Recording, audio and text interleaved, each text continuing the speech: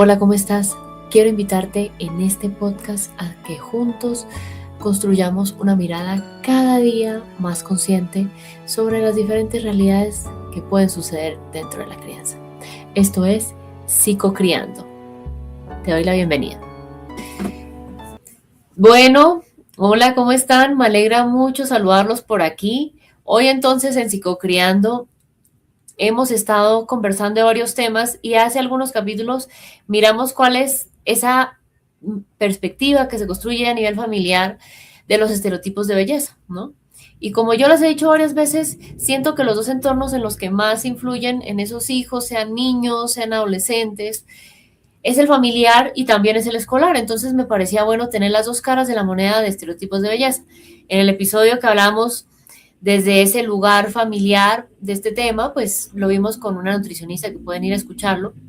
Y hoy quería que tuviéramos esa cara a la moneda del entorno escolar. Y por eso me pone muy feliz poder tener con nosotros a alguien que la verdad me soñaba mucho que estuviera acá con nosotros. Ella es Jimena Mayorga, psiquiatra, máster en terapia familiar sistémica, pero pues voy a dejar que ella les cuente más. Pues Jimena, nuevamente gracias por estar acá. La verdad sí, como decía hace rato, me hacía mucha ilusión hablar de algún tema y qué mejor este tema, hablarlo contigo. Cuéntanos, digamos, brevemente un poquito de ti, un poco, digamos, cómo fue ese paso. Pues yo sé que tú trabajas presencial, pero también entraste hace algunos años, no recuerdo cuántos, digamos, a compartir lo que sabes también en redes. ¿Cómo fue, digamos, eh, ese paso y por qué decidiste, digamos, no solo en tu consulta, sino también compartirlo digitalmente, todo lo que tú sabes, Jimena? Bueno, sabes que me gusta mucho esa pregunta. La verdad, yo no soy muy amiga, honestamente, no soy muy amiga de las redes. Me parece que, bueno, finalmente ya está estudiado por mucho el impacto que tienen en la salud mental de las personas en general y particularmente en la de los adolescentes. Y tampoco me gusta mucho figurar como en medios y en cosas. Pero me di cuenta que, pues finalmente ese es el contenido que consume la sociedad, particularmente los jóvenes. Entonces, que casi que era una responsabilidad como de alguna manera contrarrestar toda esa avalancha de información vacía, sin sustento científico, inútil, incluso muchas veces dañina, nociva, y era como una responsabilidad. Entonces, pues me obligué. La verdad me obligué. No es que sea, bueno, cada día le cojo más cariño, la verdad, pero para mí no es como que sea una Alicia. Pero cuando veo el impacto que tiene la información que doy, que comparto, lo veo en mis pacientes, lo veo en la comunidad, pues digo, bueno, vale la pena el esfuerzo. ¿Sí? Porque al contrario de lo que podría pensar mucha gente que tiene un interés comercial, en realidad no, en realidad tiene un interés educativo a la sociedad, ¿sí? De toda mi comunidad, pues son muy poquitos los que son pacientes míos, pero sí mucha la gente que aprende cosas, o que más bien desaprende cosas, que me interesa más, ¿sabes? A veces me gusta como más que todos los mitos que hay alrededor los destruyan. ¿Sí? Sí. Entonces, ese es mi principal objetivo, enseñarle a la comunidad cosas. Uh-huh. Sí, digamos, esa fue la razón por la que yo hace unos años fue que te conocí, creo que en pandemia o por esa época. Sí, yo Eh, creo que comencé como un año o 6 meses antes de que iniciara la pandemia. sí, Así no, fue. y igual yo aquí abajo les dejo digamos, cómo sale Jimena para que vayan, porque sí es muy fácil y muy digerible cómo compartes tú la información.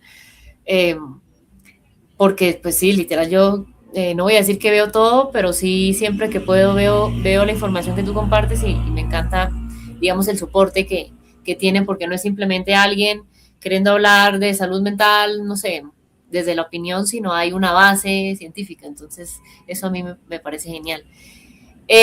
Jimena, digamos, hoy vamos a hablar entonces de esos estereotipos de belleza que se construyen en el entorno escolar y echando un poquito como cabeza. Yo, digamos, me ponía a pensar mientras leía un artículo que es de este año, que igual acá abajo les dejo, de junio, julio de este año, que hablaban de ese tema, y decían algo muy interesante que yo incluso viví en mi época escolar, y es que los medios de comunicación, en especial los digitales, casi que esta situación de los estereotipos de belleza en el entorno escolar lo volvieron más complejo, ¿no? Se agrandó el problema, por decirlo de alguna manera, pero la bola de nieve ya existía, ¿no? Y yo, digamos, pensando en mi época de colegio, pues sí hacían las prácticas que decían en ese artículo, que decían, venga, es que ahora mmm, las jóvenes se preocupan de forma excesiva por su apariencia, por maquillarse, que el tinte del cabello, que ajustar el uniforme de cierta forma para resaltar algunos aspectos, digamos, físicos. Y yo decía, pues digamos que yo estudié, digamos, en un lugar del Caribe, yo estudié en Cartagena, en un colegio, pues allá por su cultura, pues mucho más, ¿no? Digamos que yo era como la que no era en eso tan así, porque yo crecí, digamos, en otro lugar, en un lugar, digamos, de más altura a nivel del mar, entonces, por tanto, no era igual la forma de comportarme mía. Eh, Claro. entonces, digamos, yo siempre he sido de constitución delgada y me acuerdo que yo era una de las más delgadas en mi curso y claro, yo decía, bueno, no entendía por qué mis compañeras, por el lugar en el que estamos, pues ellas como que se desarrollaban antes y demás, y yo como que me iba quedando, ¿no? Y yo decía, pero digamos, ¿qué está pasando? Y habían ciertos comentarios que sí debo aceptar que a veces eran un poco como incómodos, porque yo decía, pero ¿qué pasa conmigo? Que yo estoy como quedada en el camino y ellas no.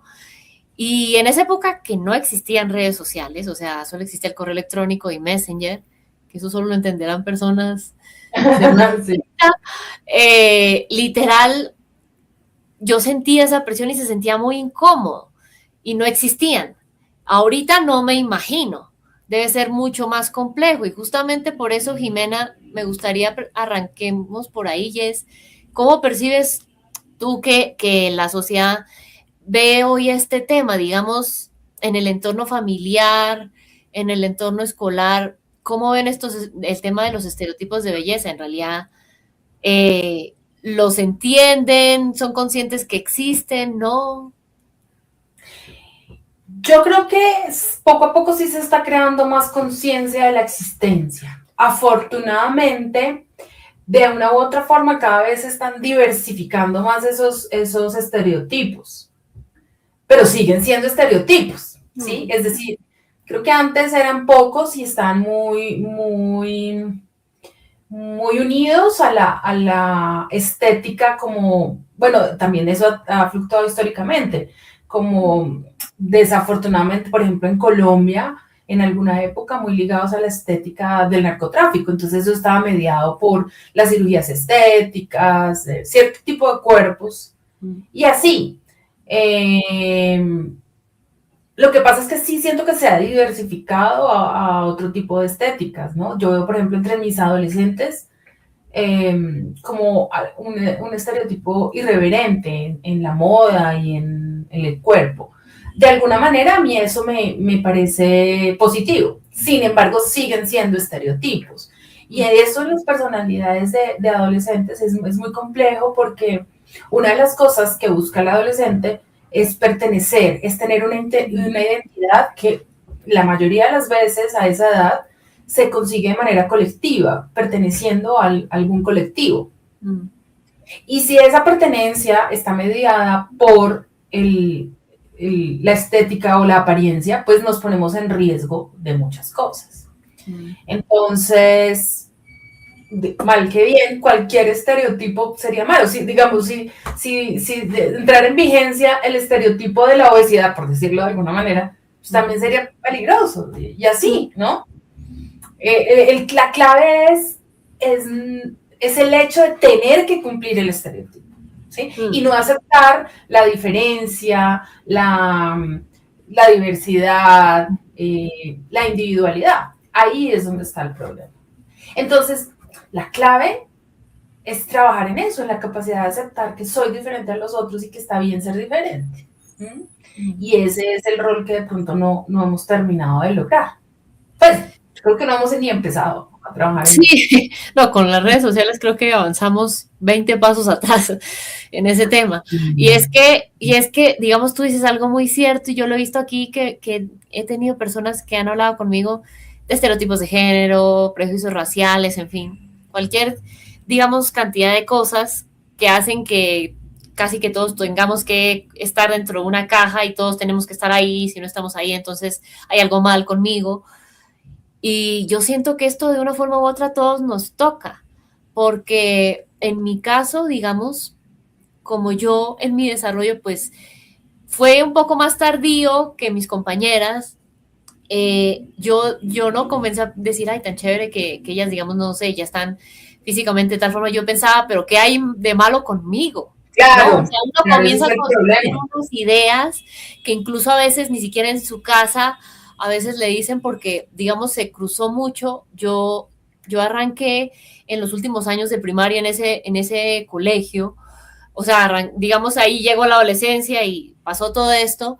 Entonces pasa mucho lo que tú dices, se vuelven momentos de vida muy vulnerables en los que mi imagen personal no lo es todo, pero en esa época uno cree que es casi todo, ¿no? O sea, es como mi mundo, o casi el 99% de ese mundo, ¿no? Y eso casi que me define para que tenga amigos, no los tenga, tal vez haya alguien que quiera tener, que se interese en mí, yo le guste o no, ¿sí? En fin, que si O que tal vez... mis amigas me quieran, básicamente, me Exacto, incluyan en sí, sus planes. Ujú.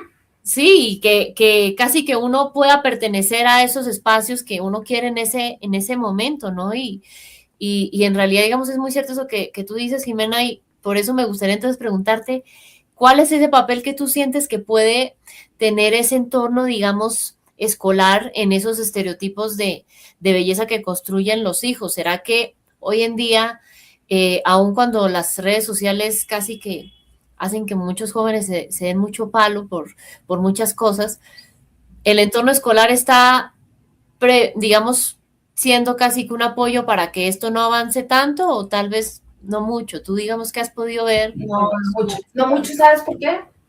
No, no mucho. La verdad, no. No, nada. Y lo veo desde diferentes puntos de vista, porque el entorno escolar finalmente es una extensión del entorno familiar. Mm, ¿Sí? Entonces, las familias escogen los colegios que de una u otra manera se alinean con sus principios. Entonces, ahí nos vamos a una temática que ya abordaste, pero que para mi gusto es la nuclear y es la problemática familiar. Ahí es donde realmente está el problema. Si nosotros solucionamos el lenguaje, las prioridades, los valores familiares, probablemente el colegio, como termina alineándose con el sistema familiar, pues va a funcionar, ¿sí? Pero ¿qué pasa? Las familias escogen colegios que se alineen con sus prioridades. Y los colegios, un poco también en su interés de no perder estudiantes, pues ceden a eso. Entonces te voy a poner un ejemplo. En mi familia, mi mamá es una almond mom, no sé si tenemos claro lo voy a traducir un poco y es estas mamás que son muy fit, muy preocupadas por el azúcar como el veneno, porque todo sea integral, bueno, digamos, mamás entre muchas comillas muy saludables. Entonces van a exigir de un colegio cierto tipo de alimentación para que sus hijos pues vayan en la misma línea, ¿no? Y pues como además esto está potenciado por las redes sociales, que también venden esta historia de lo saludable, casi siempre asociado, sí, con la salud, pero en realidad muy, muy asociado con la imagen, con el cuerpo. Entonces, claro, si yo le exijo a un colegio que tiene que dar cierto tipo de alimentación, que tiene que enviarme los menús con las calorías y con el tipo de alimentos, pues ellos simplemente van a cumplir mis exigencias como padre, que finalmente pues es mi cliente, ¿cierto? Y vamos a seguir en esta. Otro tema que se alinea mucho con algunos colegios, afortunadamente no con todos, es el tema de la hiperexigencia en la productividad, o el perfeccionismo. Entonces yo tengo que ser una persona exitosa, productiva, socialmente aceptada, y muchos de esos conceptos se asocian eh, tangencialmente, o sea, por ejemplo, el perfeccionismo. El perfeccionismo casi que inunda mi imagen corporal, porque entonces tengo que estar bien peinada, mi pinta se tiene que ver muy bien, tiene que hormarme el pantalón de cierta manera, porque si tengo gorditos o lo que sea, pues ya no soy perfecta. Y porque los estándares de éxito, supuestamente, pasan por la producción del dinero y por la imagen. Entonces, cuando en un colegio estimulamos esa exigencia de ser súper exitosos, súper productivos, súper ganadores, metemos en esa colcha, metemos la imagen corporal. Entonces, a eso únele el, el, em, la preocupación nutricional de las mamás y los papás. Eso es una combinación terrible, terrible. Y si además de eso el entorno escolar hace como de oídos sordos a una problemática real, que son los trastornos de la conducta alimentaria, y no me preocupo por aprender a detectarlos, a gestionarlos, a revisarlos, a educar a los estudiantes o a educar a los papás en esos temas, pues la problemática se está dando, pero yo me estoy tapando los ojos. Entonces, me alío con la producción del problema y me escondo a la solución. Una combinación, pues, terrible, ¿sí?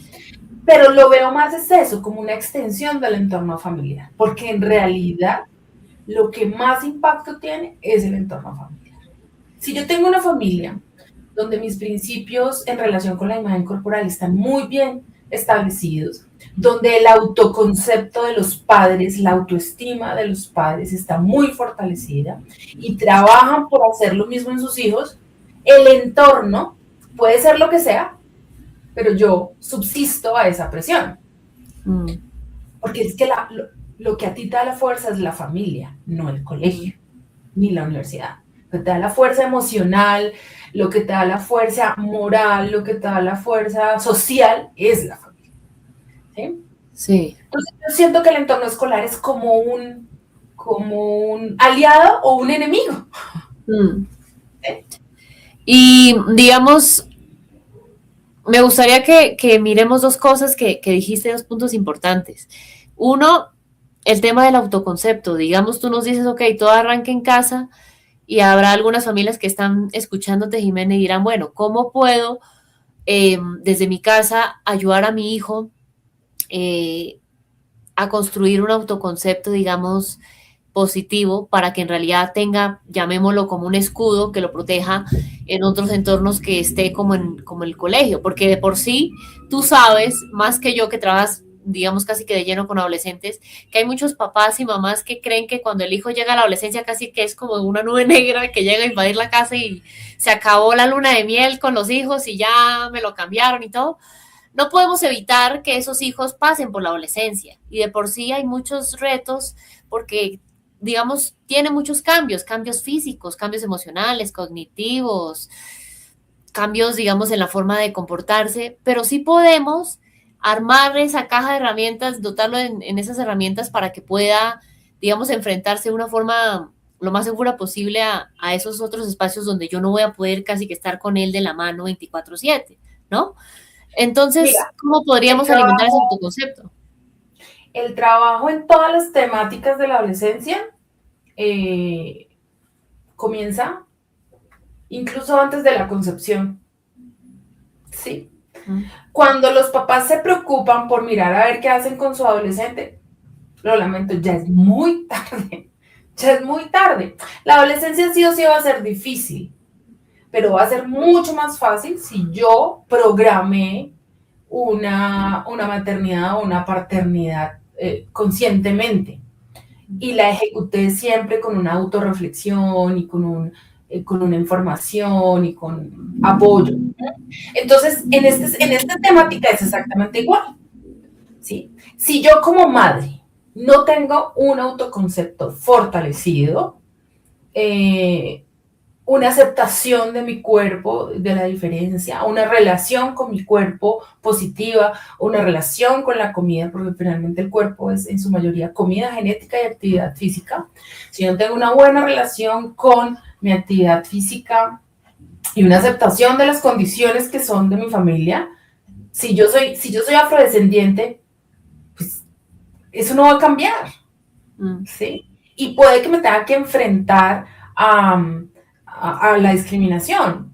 Pero si yo soy muy feliz siendo afrodescendiente, mi familia es muy feliz siendo afrodescendiente, entendemos que la gente no puede aceptarnos así, pero que estar así está bien, lo puedo asumir. Entonces eso mismo pasa con, lo voy a trasladar, imagínate que una persona afrodescendiente luchara con ese tema y decidiera ser mamá.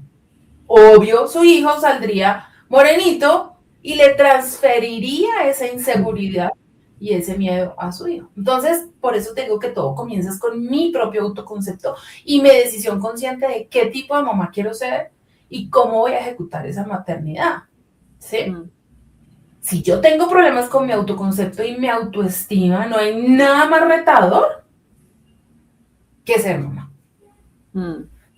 Porque eso pone a prueba todo en la vida. Sí. Todo. Entonces, primero tengo que estar muy consciente, pero tengo que haber decidido un momento. Y una vez ya estoy embarazada, mi relación con la comida, el lenguaje que utilizo acerca de la comida, el lenguaje que utilizo acerca de mi propio cuerpo y el cuerpo de las demás personas es fundamental. Imagínate que si yo estoy embarazada y estoy diciendo, apenas nazca mi bebé, voy a empezar a hacer dieta porque estos kilos que me subí son terribles. Ya desde el útero, mi bebé va a decir, oh, por Dios, este cuerpo que me está criando está mal y hay que acomodarlo porque está muy mal. Entonces, lo importante de ese momento del cuerpo, que es la capacidad inmensa de crear un ser humano, pasa a un segundo plano porque es que está gordo. Entonces, imagínate, si eso desde el útero. Después entonces nace y entonces la leche de no sé cómo, porque es que la otra le da intolerancia, no sé qué, y luego vas incluyendo la alimentación complementaria y si las abuelitas dicen, esta salió piernoncita o raboncita como la tía, entonces tiene que cuidarse cuando cachetona. Y así desde chiquitica, ay, es que está barrigoncita. Desde bebé ya le empezó. Entonces, claro, ya empieza a darle un valor al cuerpo que es inadecuado. Sí. Porque tiene el cuerpo que tiene que tener el de un bebé. Y así a lo largo de toda la vida. Entonces, claro, cuando llega la adolescencia, que tiene todos los retos de cambios corporales, cambios hormonales, esta necesidad de identidad con un grupo, pero si yo ya desde chiquita y veo que mi mamá sufre por ser linda, para gustarle a mi papá, o para que las vecinas no hablen mal de ella, pues es exactamente lo mismo. Sí. Sí, entonces, si te lo resumiera, yo podría decir que lo mejor que uno puede hacer por sus hijos es trabajar en uno mismo, en su aceptación corporal, en su imagen, y transmitírsela a sus hijos. Sí. Ahora, eso no es garantía 100%. Evidentemente se van a tener que enfrentar a discriminación, a señalamientos, a presión, pero es abrir el espacio a la comunicación, a dos cosas, a la comunicación, me puedes contar cuando te estés sintiendo mal porque a alguien no le gusta tu cuerpo o no le gusta tu imagen, hablemoslo, miremoslo juntos cómo lo manejamos, ¿cierto? Sí. Y lo otro es,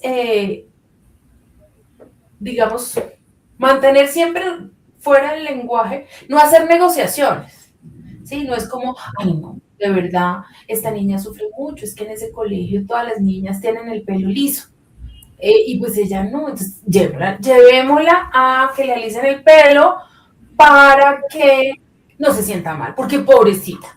Ahí ya hice una negociación y ya le dije, oye, sí, uno debe hacer lo que sea necesario porque te acepte, ¿no? Sí. Sí, lo que tengo que decir es, hey, divina Crespa. Algunas veces te puedes alisar, otras veces no, pero pues, vamos a hacer que nos acepten por otras cosas. Es un trabajo rudo porque la sociedad es pesada, pero tengo que estar ahí. Y ese es otro punto. Los papás se cansan fácilmente, Mm. ceden a la presión, porque no están suficientemente seguros. Y porque sus inseguridades las proyectan en sus hijos. ¿Sí? Y es como, Sí. yo no quiero que a mi hijo lo rechace nadie, como a mí me rechazaron, entonces voy a darle todo lo que sea necesario. ¿Dónde está el problema? En las propias inseguridades del papá. Y en Sí. eso los colegios son especialistas, en suplir vacíos de papás. No, y muy cierto eso que dices porque me recordó, digamos, algo que yo siento que ya no lo hacen tanto, pero igual todavía lo hacen en algunos países, esos famosos concursos de belleza eh, incluso con niños, con niñas, no sé si lo hagan con adolescentes. Yo lo vi hace un tiempo que lo hacían en Estados Unidos Terrible. y debo decir que a mí me impactó porque pues yo he visto fotos mías de cuando era niña, cuando me disfrazaban y todo, pero yo me veía como una niña disfrazada de, ¿sabes? Una niña disfrazada de bruja o de hawaiano, sí, pero como una niña. En estos concursos es una cosa súper impactante y alarmante para mí, porque es que uno ve que le ponen la caja aquí de los dientes para que no se vea que por la edad tiene dientes que no han mudado o que están chuequitos, ¿no? Que es normal. Que si es muy blanca, entonces le echan el bronceador en spray, que para que se vea bronceada. Que si, no sé, su cabello es de cierta forma, toca echarle Terrible. fijador y un pocotón de cosas. O sea, son niñas que no se ven Que como no es, niñas, se ven como pequeñas mujercitas. y Y además que no, se ven como pequeñas mujercitas muy mal, digamos, altera el concepto de en qué edad estoy sí, transitando, pero además es, independientemente de la edad, yo puedo ser morenita, blanquita, crespita, lo que sea. sí. No tengo por qué modificar mi cuerpo. No. Uh-huh. ¿Mm? Pero lo más triste de esa actividad, lo más terrorífico, es que quienes propician la participación en esos concursos son las mamás. Las mamás. Sí. Entonces, mira, finalmente el organizador del concurso, pues tiene unos intereses comerciales y económicos. ¿Sí? Él no tiene por qué velar por el cuidado de sus hijos, no es su obligación. No. ¿No? El que socializa o viraliza el video, lo mismo, su interés es económico. No es un interés por cuidar a ese niño o esa niña disfrazada. Sí. Quien está en la obligación de cuidar al niño es la mamá. Si trasladamos eso al entorno escolar, es lo mismo. Sí. Si yo al colegio, tú me pides que haga, yo te pido. Si tú me quieres mire, lo voy a poner en otro escenario. Tú quieres que tu hijo sea exitoso profesionalmente, te tengo el diploma AB.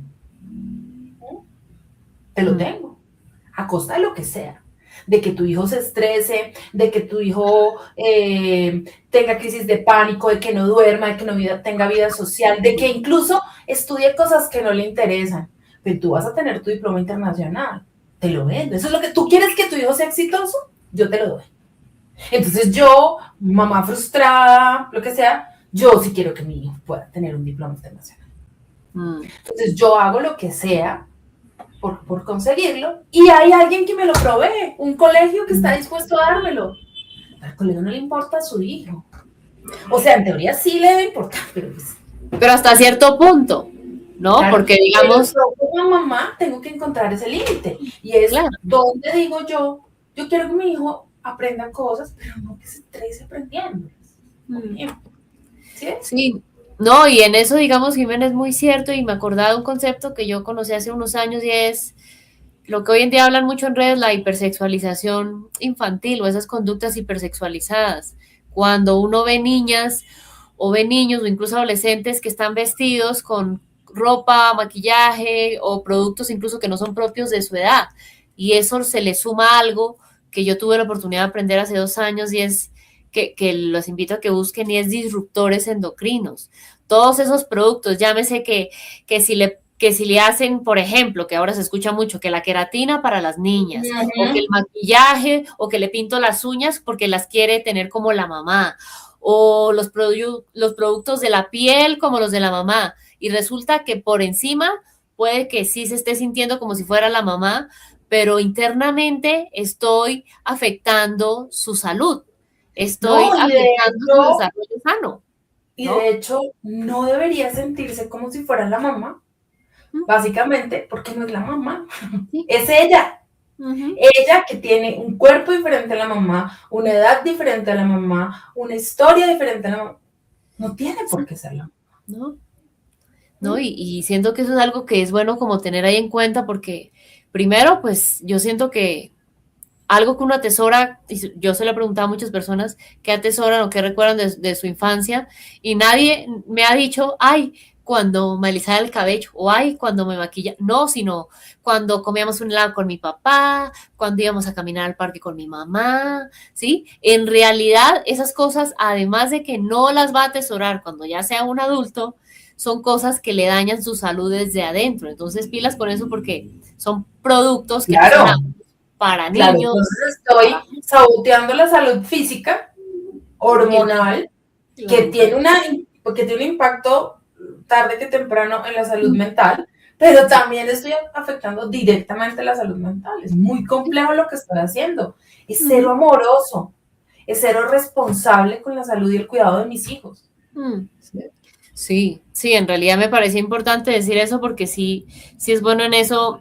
Yo les digo aquí que no hay que pegarse de cualquier tendencia que digan en redes sociales porque la razón por la que tú entraste es la misma razón, a redes sociales es la misma razón por la que yo no, cualquiera que hable de cosas de salud, no lo sigo, sino yo miro, a ver, venga a ver que usted, que si en realidad está formado en lo que dice o simplemente es alguien que Ujú, dice desde la nada y ya, porque en ujú. redes sociales tú lo habrás visto más que todo mundo ya es experto de todo, ¿no? Entonces, a la hora de la verdad, eso es peligroso uno seguir que el consejo, que del influenciador tal, que tiene no sé cuánto, simplemente porque tiene no sé cuántos millones de seguidores, y uno no se pone a mirar de base, venga, es que esa persona es dermatólogo, no.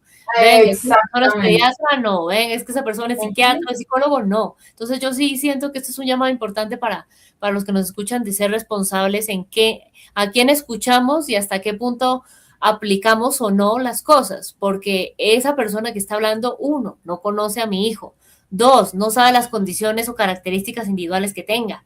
Ejemplo, yo desde pequeña he tenido problemas de la piel, mi piel, digamos, es un poco más sensible en algunos lugares por una dermatitis que tengo.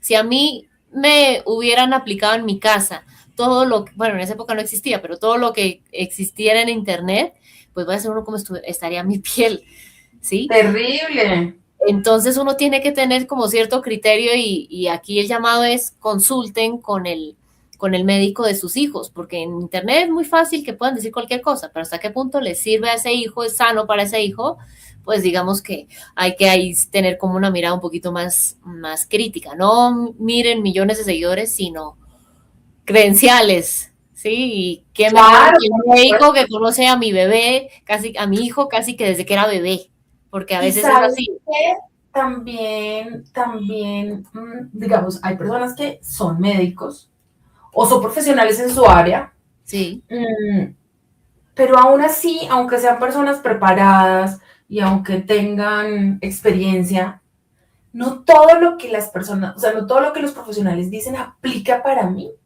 Sí. Porque es que yo soy una persona distinta que tiene unas Mm, condiciones diferentes que me mm, deben examinar, que me deben evaluar sí. personalizadamente. Ujú, sí. ¿Sí? La información que pueden darse en redes es genérica, Ujú, no general. aplica para Mm, mí. sí.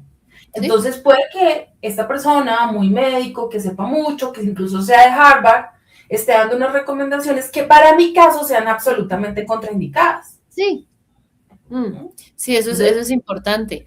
Y Jimena, para poco a poco ir cerrando este espacio, me gustaría preguntarte, digamos algo, y es el objetivo por el que existe este podcast, y es que las familias logren tener una mirada más consciente sobre diferentes temas.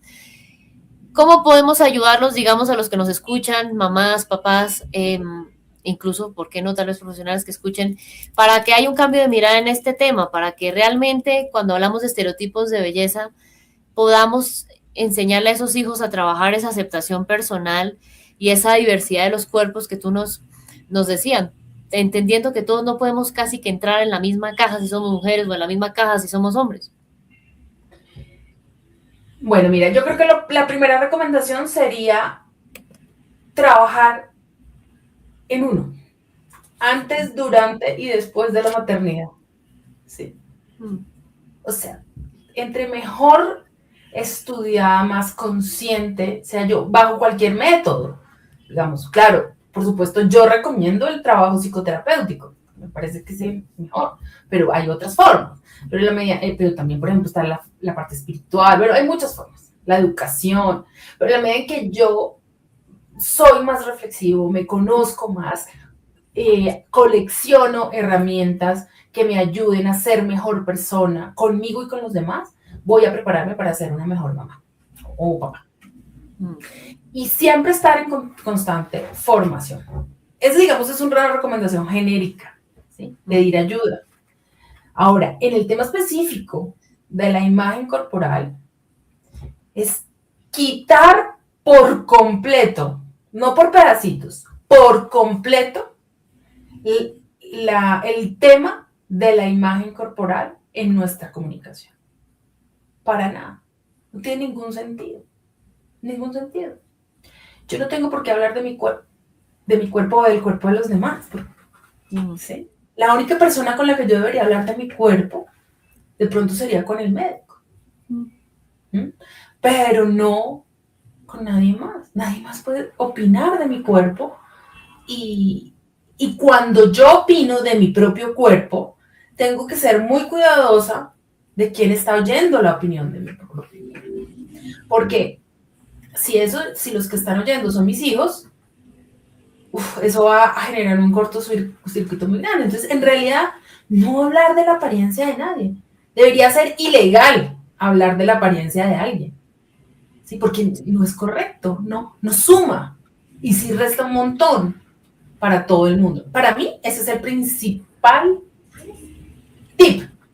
No se habla del cuerpo, de nadie,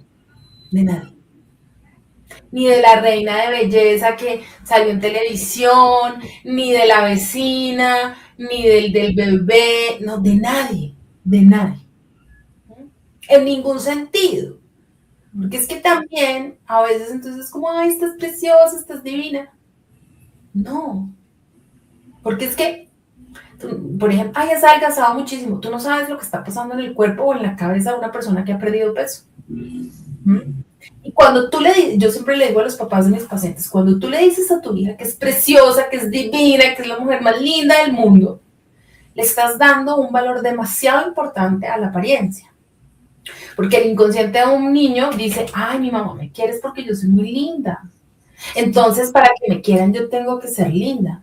No, pues soy linda, hay unos días dicen que estoy linda, otros días no, soy inteligente, soy divertida, soy curiosa, hay muchas más cosas que resaltar, pero hay veces, ay, ven, te arreglo bien preciosa para que vayas bien linda y todo el mundo te mire. Pero ¿por qué todo el mundo me tiene que mirar? Sí, es que son cosas muy sencillas, muy metidas en el día a día.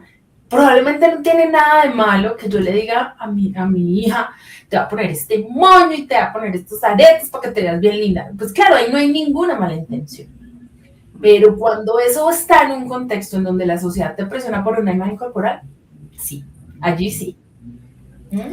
Y muy valioso eso que nos dices, Jimena, porque sí siento que a veces uno inconscientemente le dicen ese tipo de cosas. Al escucharte, me acordaba que cuando yo estaba en mi adolescencia, una vez una persona cercana en el entorno familiar decía, pues es que digamos, bueno, hay personas que me dicen que yo me veo como cuando mi mamá era joven, ¿no? Físicamente hablando. Yo he visto fotos y sí, me parezco bastante. El punto es que esa persona, cuando yo le contaba eso que decían algunos, no sé por qué me dijo lo siguiente, y me dijo, ay no, pero tu mamá era más bonita en tal forma. Y yo pensé, o sea, eso fue horrible. Horrible. Y era una persona muy cercana. Y yo, literal, cuando me despedí de esa persona y me fui a mi casa, lo primero que hice que fue a verme al espejo y dije, ¿cómo así? Es que, claro. ¿qué tengo? ¿Qué me sobra? ¿Qué me falta? Y literal, en una época eso construyó un diálogo interno en mí bastante negativo. Porque años después, por algunas otras situaciones, yo tuve una delgadez leve. Y claro, cuando fui a la nutricionista, la nutricionista me dijo, bueno, por tu edad, tu talla, tu estatura, tienes que pesar tanto. ¿Y qué pasó? Yo con ese antecedente del comentario que me habían dicho años atrás, me obsesioné. Sí, yo Claro. pensaba, tengo que pesar eso al costo que sea, y hubo veces que no consumí cosas en mi alimentación que fueran muy sanas, sino yo dije, bueno, tengo que pesar eso, hágale. Y yo siento que es algo peligroso porque a veces lo que tú dices, en automático podemos decir esas cosas, sin darnos cuenta podemos tirar casi que dardos que lastiman a otros y puede que uno lo haga desde la buena intención, pero ¿a qué costo? ¿No? En realidad eso es importante porque a Y mí me... puede que no haya una mala intención. Te voy a poner Sí. un ejemplo. No todo va parte de la intención. Yo puedo ir muy rápido porque tengo afán de llegar a algún lugar y voy muy rápido conduciendo. Ahí no hay ninguna mala intención. Quiero llegar a tiempo a clase. Sí. Ahí no hay una mala intención. Yo no quiero atropellar a nadie, no es mi intención. Pero ir a alta velocidad es peligroso y le puede hacer daño a alguien. ¿Sí? Entonces tengo que organizar mi vida, ir más despacio para no correr un riesgo. ¿Sí? ¿Ves? Así funciona. Es un ejercicio de conciencia. La educación, la maternidad y la paternidad son un ejercicio que necesita mucha, mucha conciencia. Y pues muy, muy valioso eso y lo que yo le digo acá siempre y no es una frase de cajón, las familias que escuchan este podcast no me perdonan si no te pregunto esto y es, si yo no he sabido tal vez construir una imagen, digamos, un autoconcepto positivo de mí, de mi cuerpo, para enseñarle eso a mis hijos, eh, y quiero, digamos, blindar Reparar un el... daño con mis hijos. ¿Cómo? Reparar o prevenir un daño en mis Sí, hijos. digamos, uno, pues es posible, y dos, ¿hay Es alguna posible. edad límite o no? Yo creo que nunca es tarde, Ok, pero pues entre más temprano comience a cambiar el lenguaje, mejor. listo.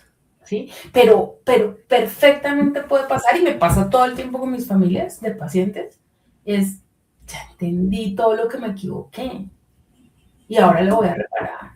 Y está bien, pues sería ideal que no tuvieran que reparar nada, pero ya hubo el daño, pues reparemos. Sí, Sí, y claro. no, y más ahorita criando, digamos, en este entorno que está inmerso en esas redes sociales, ¿no? Digamos que hay un factor ahí adicional que entra a implicar un reto que, pues, digamos, en la época en la que nosotras estuvimos en el colegio claramente no existía, que ya genera una presión mucho más, digamos, mucho más fuerte, ¿no? Y Jimena, entonces, para cerrar, me gustaría preguntarte, las familias que deseen que tú los apoyes en, digamos, en este tema y en otros temas, cuéntanos un poco, pues primero, ¿atiendes solamente presencial o virtual No, también? atiendo presencial y virtual.